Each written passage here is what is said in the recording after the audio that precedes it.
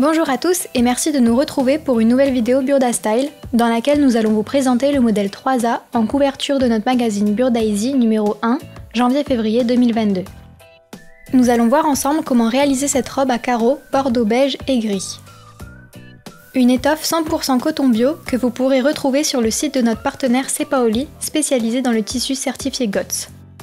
La robe cache-cœur est toujours une valeur sûre, indémodable et intemporelle, elle est idéale pour mettre en valeur toutes les silhouettes. Les manches froncées très actuelles et la taille élastiquée, pour un confort maximum, sont les atouts charmes de cette robe rapide et facile à réaliser.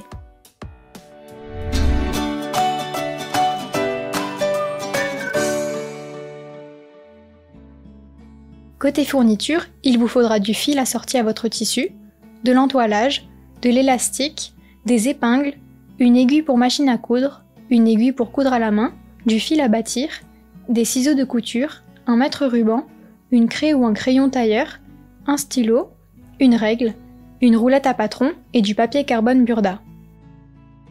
Pensez aussi à bien prendre vos mesures et comparez-les avec celles du tableau qui se trouve dans votre magazine. Elles vous permettront de définir la taille qui vous correspondra parfaitement. Découpez ou décalquez ensuite les pièces 1 à 6 de la planche à patron numéro 3, puis disposez-les sur le tissu, suivant le plan de coupe. Reportez le contour des pièces et ajoutez les surplus de couture et d'ourlets définis dans les explications du modèle, ainsi que tous les repères indispensables à sa réalisation. Pour reporter les repères et les lignes de couture sur la partie opposée du tissu, j'utilise la roulette avec le papier carbone. Avant d'enlever les épingles de mes pièces coupées, je positionne délicatement le papier sous le tissu, puis passe la roulette le long du patron et sur les repères. Vous trouverez plus de détails sur la notice du papier carbone. Coupez les parmentures 3 et 4 dans l'entoilage et repassez-le sur l'envers du tissu. Pour ce tutoriel, j'utilise la machine à coudre Excellence 580+ de la marque Elna et pour les bords surfilés, la surjeteuse Elna Extend 864R. Je commence par les pinces poitrine. Je plie les devants endroit contre endroit et fais correspondre les repères de pince. Je les épingle, puis les pique en pointe jusqu'à l'extrémité. Je laisse dépasser les fils à la pointe pour les nouer ensemble, puis repasse les pinces vers le bas. Seconde étape, les coutures d'épaule. Je surjette les surplus d'épaule des devants et du dos, pose les devants sur le dos, endroit contre endroit, en respectant le chiffre 1, et épingle les épaules. Je fais de même pour les parmentures avant et arrière, en respectant le chiffre 2. J'assemble les épaules de la robe, puis celles des parmentures, et ouvre toutes les coutures au fer. Je surjette le bord extérieur de la parmenture.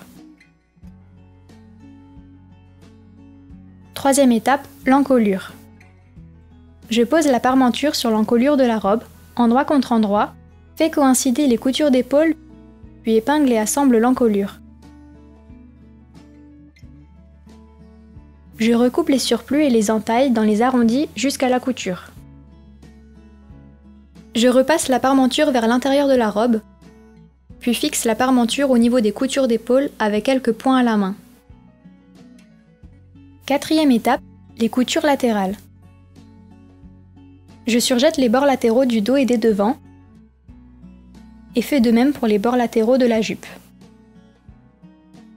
Je pose le devant droit sur le devant gauche, en faisant correspondre la ligne du milieu devant ainsi que les lignes de raccord indiquées au niveau du bord inférieur.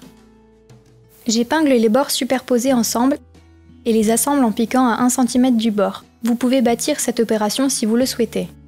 Je superpose les bords latéraux du devant et du dos, endroit contre endroit, et épingle les surplus. Je les assemble à partir du chiffre 3, puis ouvre les coutures au fer. Je superpose ensuite les deux pans de jupe, endroit contre endroit, épingle les bords latéraux, les assemble et ouvre les coutures au fer. Cinquième étape, l'assemblage de la jupe et du haut.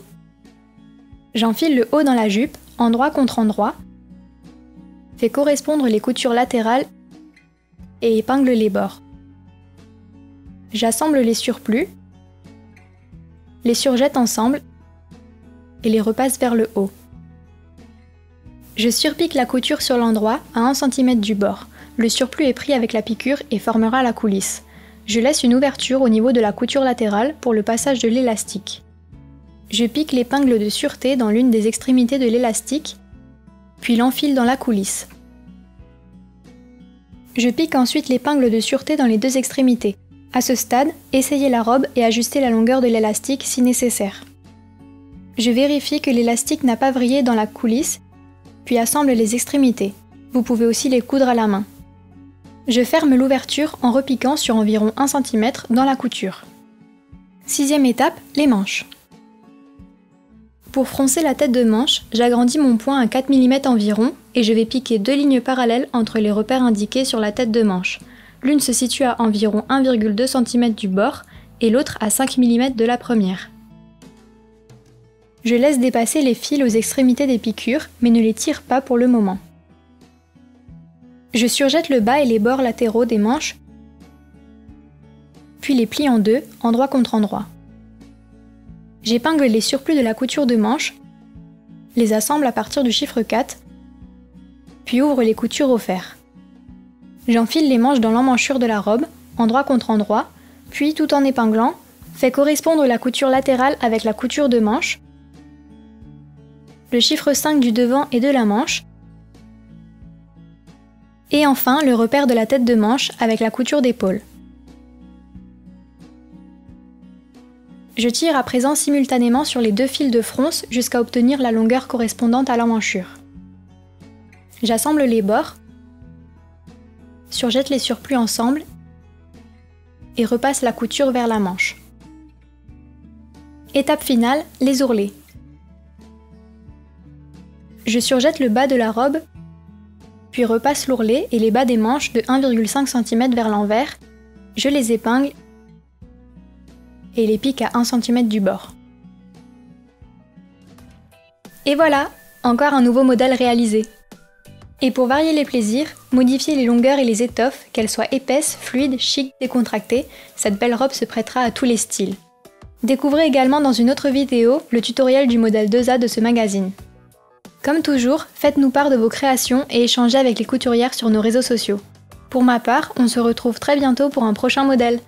Burda-Style vous remercie et recommande ses partenaires Elna et Cepaoli. Merci de nous avoir suivis et à très vite pour de nouveaux tutoriels Burda-Style.